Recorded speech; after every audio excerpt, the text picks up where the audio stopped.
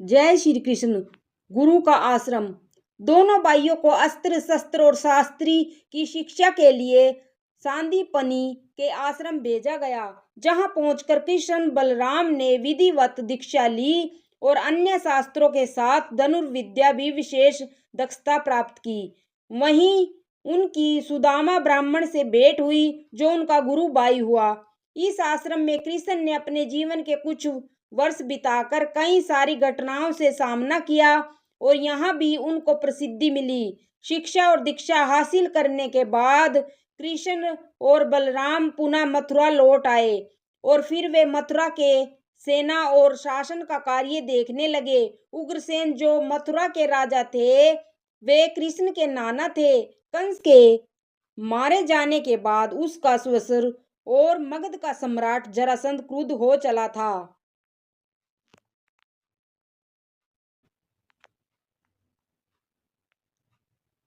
जय श्री कृष्ण।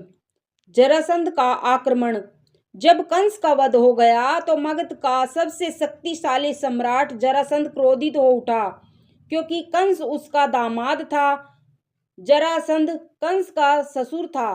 कंस की पत्नी मगध नरेश जरासंध को बार बार इस बात के लिए उकसाती थी कि कंस का बदला लेना है। इस कारण जरासंध ने मथुरा के राज्य को हड़पने के लिए 17 बार आक्रमण किए। हर बार उसके आक्रमण को असफल कर दिया जाता था। फिर एक दिन उसने काल्यावन के साथ मिलकर भयंकर आक्रमण की योजना बनाई। काल्यावन की सेना ने मथुरा को घेर लिया।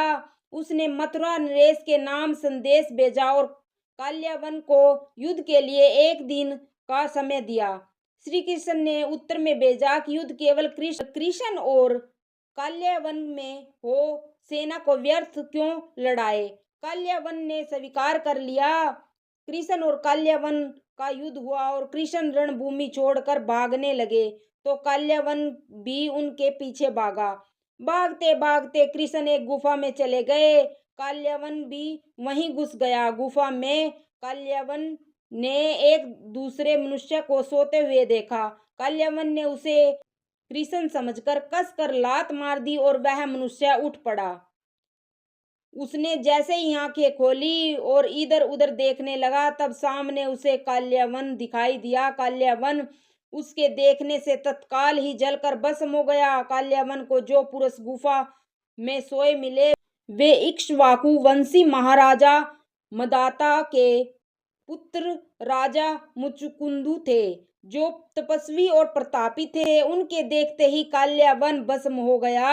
मुचकुंद को वरदान था कि जो भी उन्हें उठाएगा वह उनके देखते ही भस्म हो जाएगा। काल्यावन के मारे जाने के बाद हड़कंप मच गया था। अब विदेशी भी श्री कृष्ण के शत्रु हो चले थे। तब अंततः श्री कृष्ण ने अपने 18 कुल के सजातियों को मथुरा छोड़ देने पर राजी कर लिया। वे सब मथुरा छोड़कर रेवत पर्वत के समीप कुशस्थलीपुरी में जाकर बस गए। यह इतिहास का सबसे बड़ा माइग्रेशन था। उग्रसेन, अक्रूर, बलराम सहित लाखों की तादाद में कृष्ण के कुल के यादव अपने पूर्व स्थान द्वारका लौट गए। रह गए तो सिर्फ वे जो श्री कृष्ण कुल से नहीं थे। लाखों की संख्या में मथुरा मंडल के लोगों ने उनको रोकने का प्रयास किया, जिनमें दूसरे यदुवंशी भी थे। सभी की आंखों में आंसू थे, लेकिन कृष्ण को तो जाना ही था। सौराष्ट्र में पहले से ही यदुवंशी लोग रहते थे। यह उनके प्राचीन पूर्वजों की भूमि थी। इस निष्क्रमण के उपरांत मथुरा की आबादी बहुत कम रह गई होगी। कृष्ण के जाने के बाद मथुरा पर जरासंध का शासन हो गया। जय श्री कृष्ण।